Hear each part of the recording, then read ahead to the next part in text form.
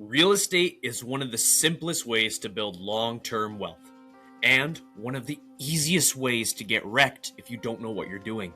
So this show, it exists for one main reason: clarity. Me and Keith, we're talking deals, markets, financing, flips, all of it, but always through the lens of what's working, what isn't working, and why. I'm your host, Dayton Lindsey, and I promise you that this podcast is going to help you save time, money, and you from painful lessons. So, let's get into this.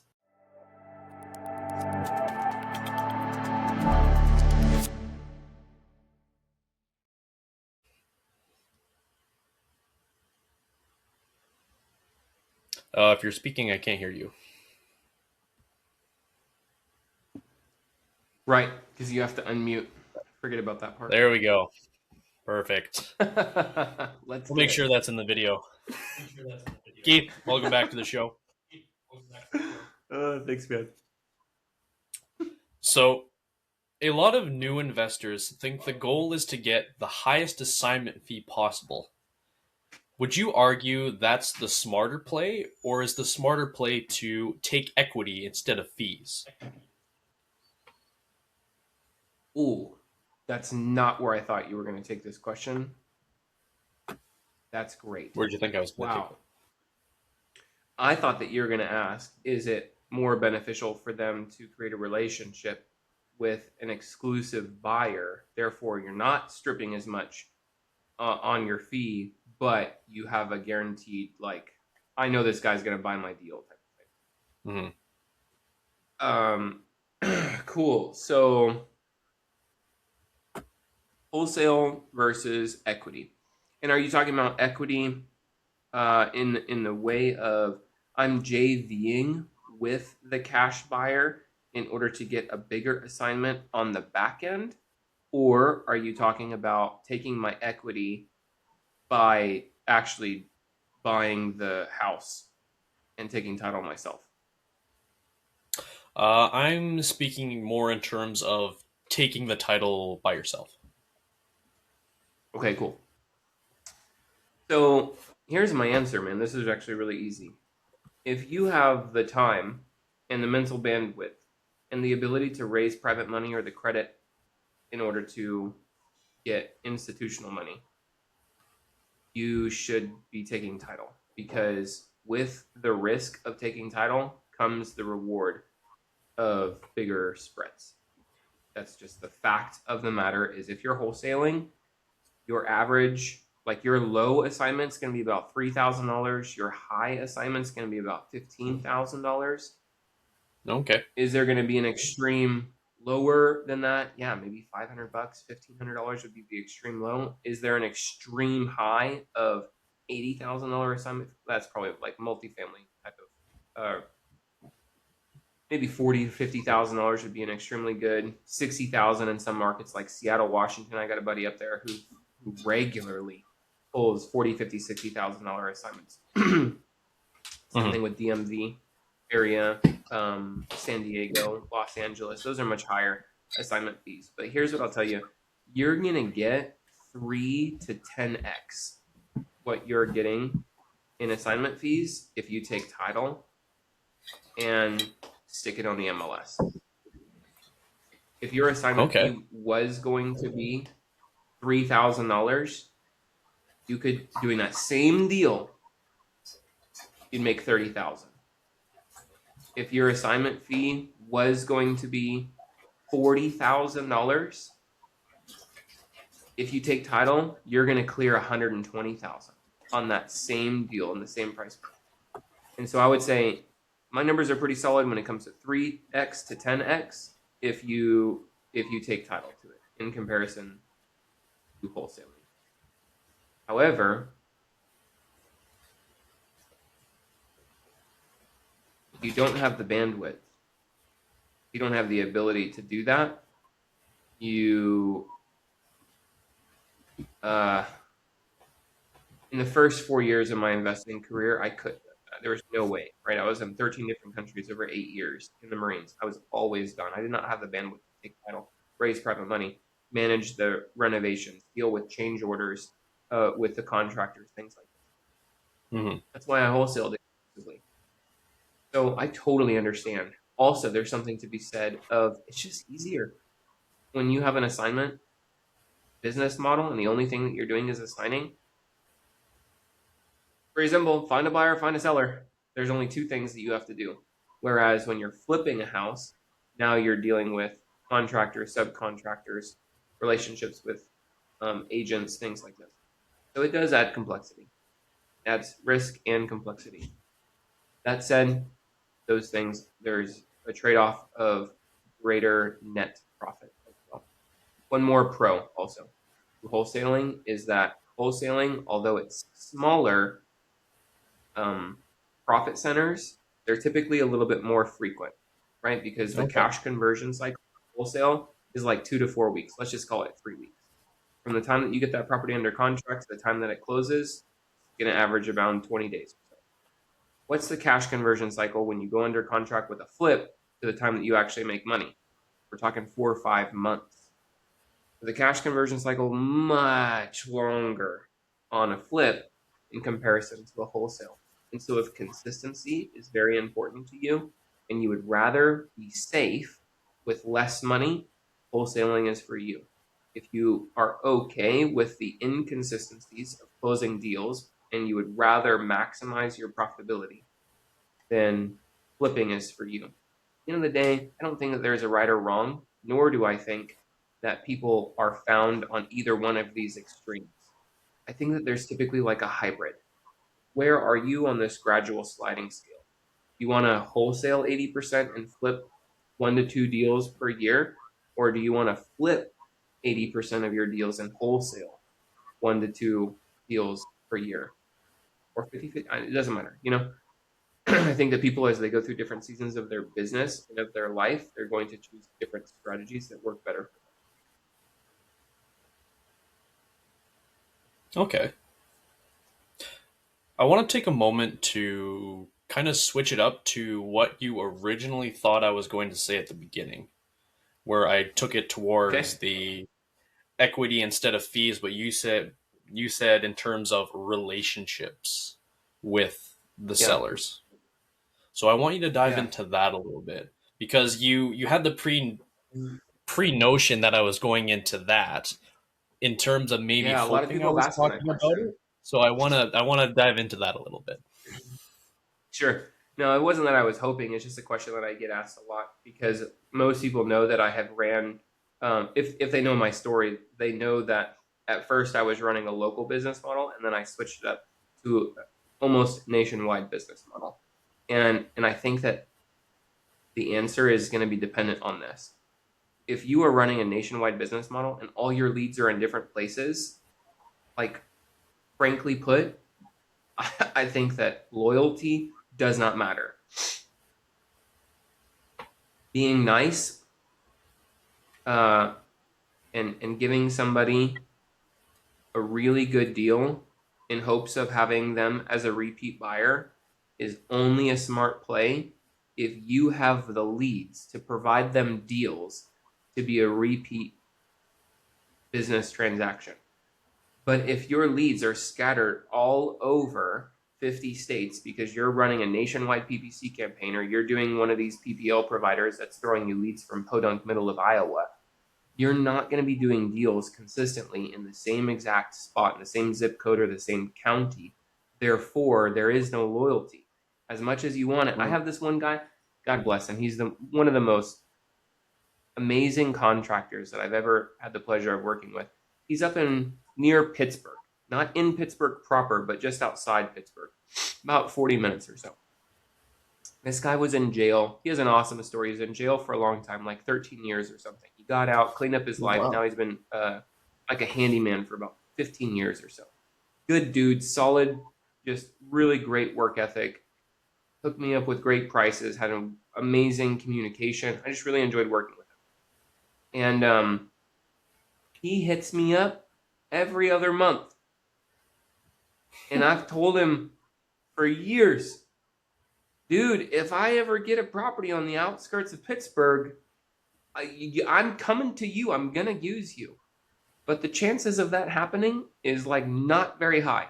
I'll get a deal there once every 3 years.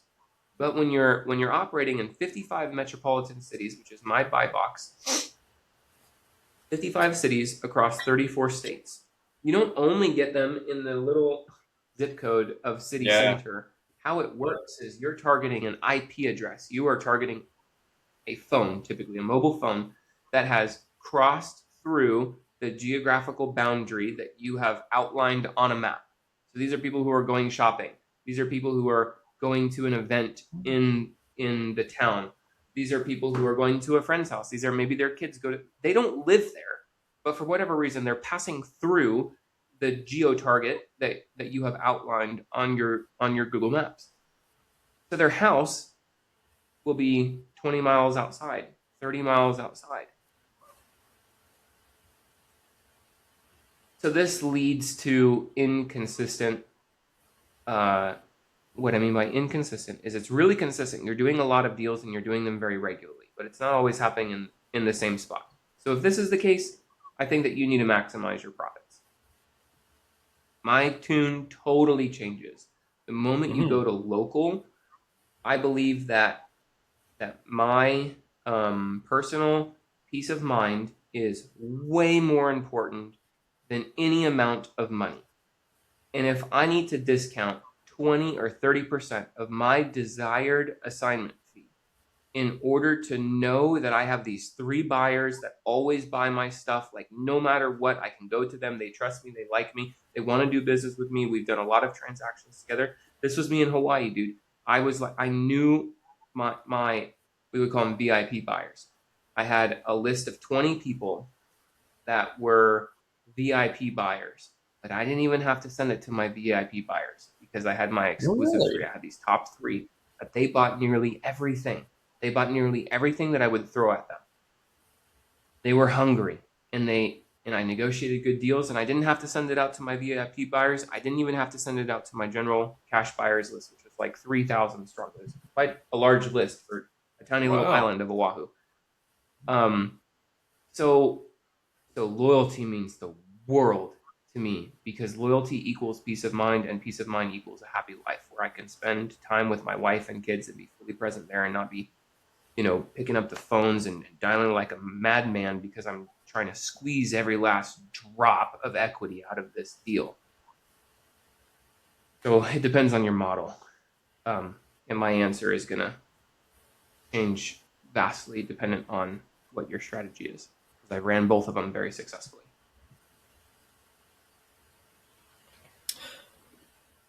What's the most dangerous deal structure in real estate right now that you're seeing? And I'm talking about the one where investors think they're protected, but they're really not. Quick aside, if you're getting value out of this, make sure to hit the like, subscribe, and drop a comment down below with what you want Keith and me to cover next. It helps the channel out a lot, and it tells us what you want to learn about. Anyways, back to the video.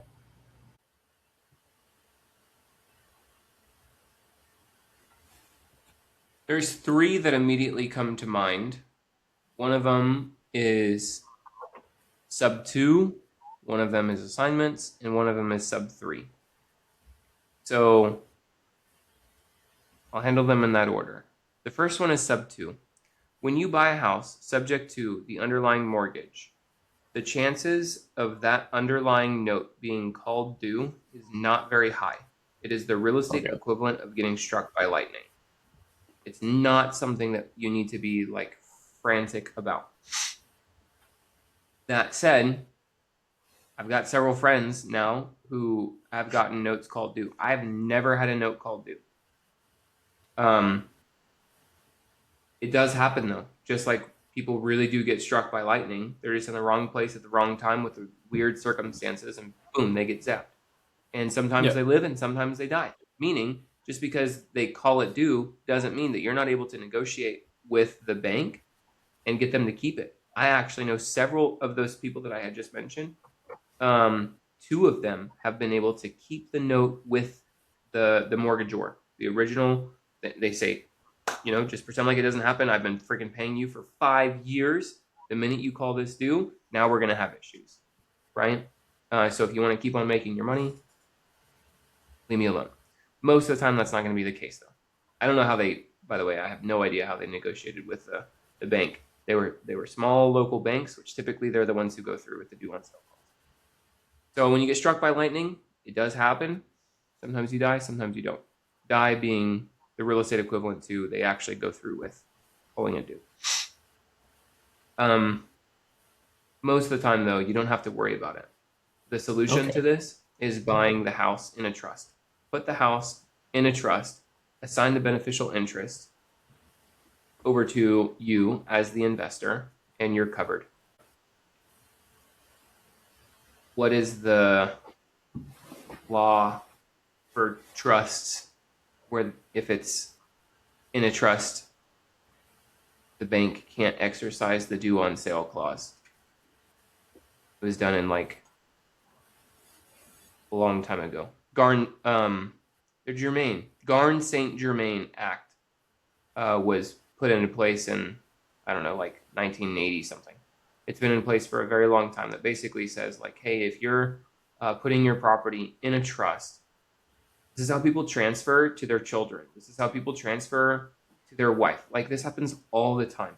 If somebody gets married, let's say that somebody is super wealthy and they have a house we were just in San Diego last week, right? There's like $2 million houses where we are. And so if you own a $2 million house and you get married to somebody who doesn't have a job, they no proof of income. Can they go on that loan? No. The bank is going to look at you and laugh. They cannot go on that loan. You cannot place that person on the loan. They will not qualify. Does that mean that they can't own the house? Absolutely not. People do this all day, hundreds of times, probably every single week across the United States. People get married to somebody who can't qualify for their loan. So what do? They put the house in a trust, and then they assign the beneficial interest of this is going to get transferred to my wife. What about children? We were talking about family planning in our last episode. Mm-hmm. The proper way to transfer your house to your children is a trust. It skips the entire probate process. It doesn't get the state involved in your personal business. That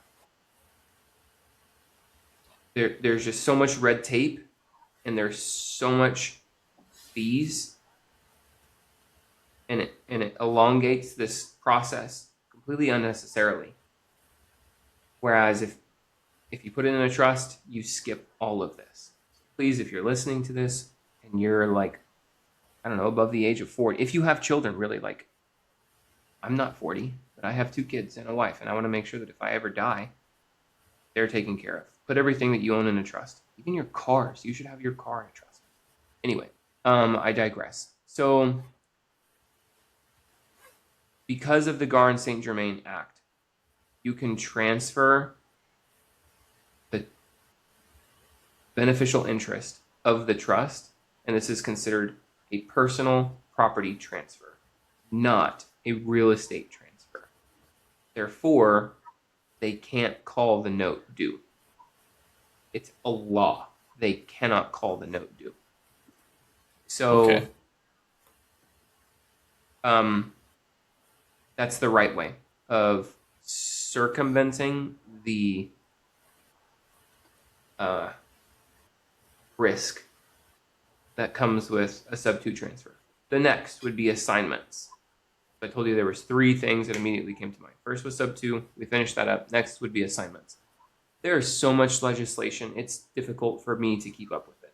I feel like every other week or so, every 2 to 4 weeks, there is a new law that was passed in a different state with new governing,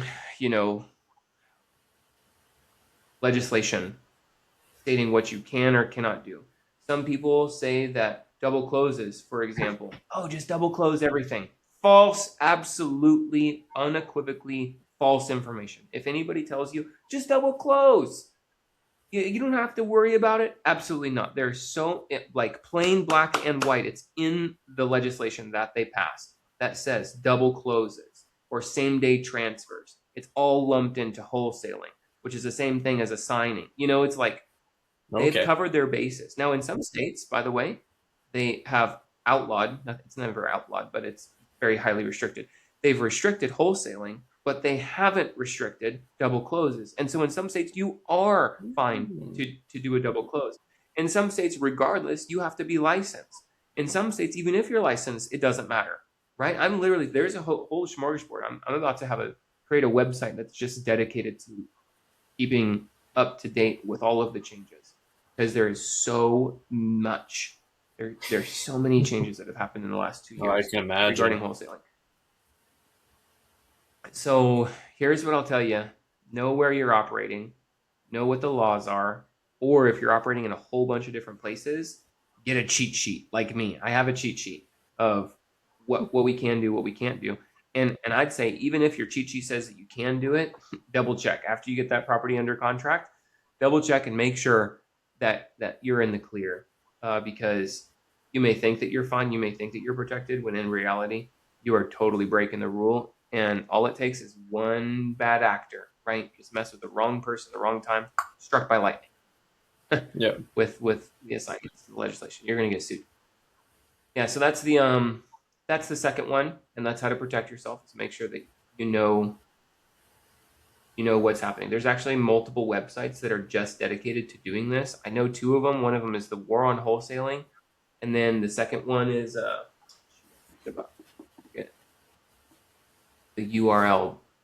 David Olds is the owner of Easy REI Closings. He's got one. He's got the War on Wholesaling, and then I think it's Jerry Norton who has the other website, and they are on it. I mean, I really commend them because it takes a lot of due diligence and tracking things to see, hey, did that bill pass or did it get vetoed or whatever. So that's how to protect yourself. Then lastly is a sub 3 transaction. Not very many people really talk about this, and it's very difficult to pull off. But essentially, I'm going to oversimplify this. This isn't actually what it is, but it's as if you're assigning a subject to wrap. So you're putting it under contract, take it subject to, and you have the intention of owner financing that, but you never actually take title. Instead, you push out closing 2 months or 3 months or 4 months, and that gives you, number one, it gives you the exclusive right to buy the house, and then it also gives you the exclusive right to market the house. So by pushing out the closing, you're giving yourself 2, 3, 4 months, like a long period of time, in order to find your buyer, put your buyer in place, make sure that they have non-refundable earnest money, or their down payment is given to the title company. You don't have to worry about their lending requirements or getting an appraisal or anything like that. Why? Because you are their lender, right? You're owner financing to them. And basically, you're going to double close this. You're going to buy it for like a couple of seconds, and then in the time that it takes you to sign, it's already sold. So it's a simultaneous, it's a same day close. You're buying it, and then you're selling it because your buyer is already lined up. That's a sub 3 transaction. There's very few people who talk about this. And I won't pretend like I'm an expert on it because I'm not. It's extremely difficult to do because there's very few title companies that are fine with doing a sub 2 transaction. It's hard. I shouldn't say there's very few. It's just hard to find one. And then if you're doing a sub 2 wrap, you've just narrowed it even more. And then if you're going to do a sub 2 wrap with an assignment, now you're narrowing it to like almost nothing by the time you get to the bottom of the funnel. So it's extremely difficult to pull these off. And the title company, you have to work with the title company. They have to know you, they have to trust you, they have to like you, you have to probably have done a lot of business with them in order to be able to do that. Otherwise, it's too much paperwork. You're operating in a lot of gray areas that are where there's restrictions being hit, right? We're getting attacked on the sub 2 side right now. There's this huge legislation, this massive lawsuit. I'm fairly confident it's a class action lawsuit right here in Florida. I think it's in, I'm not sure if the guy's in Tampa or Miami. Yeah, huge. It's a big deal right now with this whole sub 2 thing. So there's, people are all up in arms about sub-2 transactions. And then nationwide, really over the last almost 2 years, there's been a huge, people are up in arms and legislation coming down on wholesaling. So you're kind of trying to do both of them at the same time in one transaction. That's pretty freaking risky, if you ask me. I don't think that the chances of it getting closed are very high. You're going to probably have to adjust your structure, your deal structure a little bit. Anyway, those are the three that came to mind. Nothing else came to mind. I think that that's going to cover 80% of the risky transactions that are out there. Nice. But I think that's a good place to, that's a lot of information to wrap my brain around, even for me, just listening to the conversation here. So, because that was quite a lot. Even I wasn't ready for the three in-depth answers there of the potentially worst deal structures that could really screw over people doing deals out there, especially your conversation about the whole new legislation coming down too. So that was really insightful. I appreciate that. Good. But yeah, man, Keith, definitely. Hopefully we're gonna end it there for this one. Helped our listeners a little bit. Fantastic. Thanks for asking those questions. Guys, if you have your own questions, drop them in the comments, and we'll see you on the next episode. Real estate isn't magic, it's a skill. And the people who win long term are the ones that keep stacking the reps. That means learning, analyzing, staying patient, and making good decisions.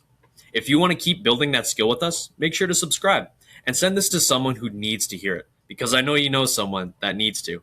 Anyways, that's all for today. Take care.